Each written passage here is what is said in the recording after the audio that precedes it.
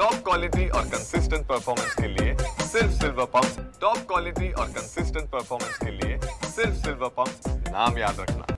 पुण्यातल्या स्वारगेट आगारामध्ये शिवशाही बसमध्ये मुलीवरती जो आहे तो अत्याचार करण्यात आला आणि त्यानंतर स्वारगेट आगारामधल्या सुरक्षिततेवरती प्रश्नचिन्ह जे आहे ते उपस्थित करण्यात आलं। ज्या शिवशाही बसमध्ये अत्याचार झाला, स्वारगेट आगारामधल्या ज्या शिवशाही बसेस सुटतात त्या सगळ्या बसेसची आधी सुरुवातीला टेक्निकल जी आहे ते चाचणी केली जाते। गाडीची सगळी टेक्निकल चाचणी करूनच ही गाडी जी आहे ती चालकाच्या ताब्यामध्ये दिली जाते। एखादी गाडी मुक्कामाच्या ठिकाणी गेली असेल किंवा स्वारगेट आगारामधून सुटणारी गाडी असेल ती सकाळच्या सत्रामध्ये त्याचं चेकिंग जे आहे ते केलं जातं। आपण पाहतोय की याच ठिकाणी ही शिवशाही बस जी आहे ती या ठिकाणी लावण्यात आलेली आहे।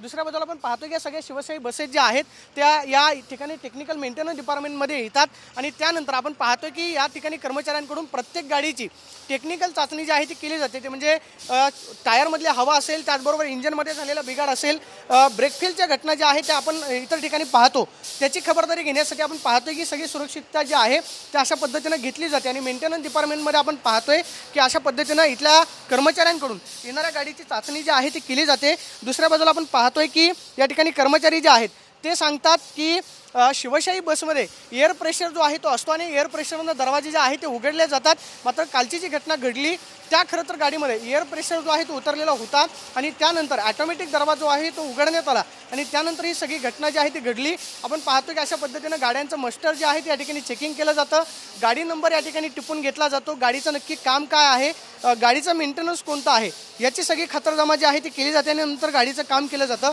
इथले इन्चार्ज आपल्याबरोबर आहे, पण त्यांना विचारणार आहोत। सर, सुरुवातीला हे सांगा की इथली प्रक्रिया नक्की कशी आहे? गाडीचं तुम्ही नंबर टिपता आणि गाडीचं नक्की काम आहे ते काम कसं केलं? इथे लॉकशीट असतं, ते त्या लॉकशीटचे जे काही रिपोर्ट असतात त्या पद्धतीने गाडी वर घेऊन चेक केली जाते आणि जे काही रिपोर्ट्स असतात त्याची कामं केली जातात। शिवशाही बसमध्ये एअर प्रेशर जो आहे तो कसा भरला जातो की ऑटोमॅटिक गाडी चालू झाल्यानंतर एअर प्रेशर त्याच्यामध्ये क्रिएट हो, गाडी चालू केल्यानंतर प्रेशर भरलं जातं। ऑटोमॅटिक भरलं जातं, म्हणजे थोडक्यात ते कॉम्प्रेसर असतं, ते कॉम्प्रेसरमधून हवा येते आणि मग ती त्या टाक्यांमध्ये भरली जाते। जर एअर प्रेशर उतरलं तर शिवशाहीचा दरवाजा जो आहे तो अचानकपणे उघडू शकतो? हां, उघडतो। एअर प्रेशरवरतीच तो दरवाजा काम करतो। हो, इथं आल्यानंतर शिवशाही बसचे आहेत किंवा मग इतर बसेस असतील त्याच्या आपण टेक्निकल चाचणी नक्की कशी घेतो? ते चालकाकडून सांगितलं जातं की मग दररोजच्या दररोज एखादी गाडी जी आहे दररोजच्या दररोज गाडीवर आल्यानंतर दरवाजा ओपन चालू आहे का नाही बघतच जातो ना आम्ही। ते घडलेली घटना जी आहे ती कदाचित एअर प्रेशर नसल्यामुळे कदाचित दरवाजा उघडला, त्याची काय कल्पना नाही।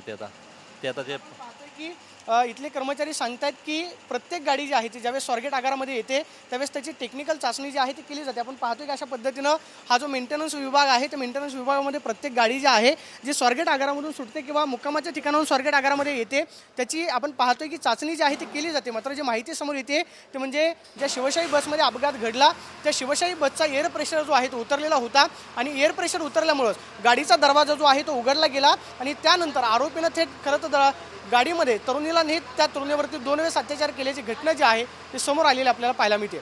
Camera person Sushant Sonu, Pradeep Kapse, TV9 Marathi, Pune.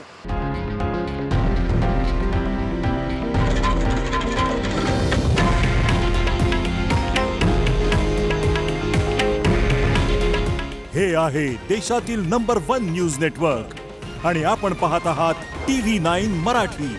काळजी तुमची, हित महाराष्ट्राचं।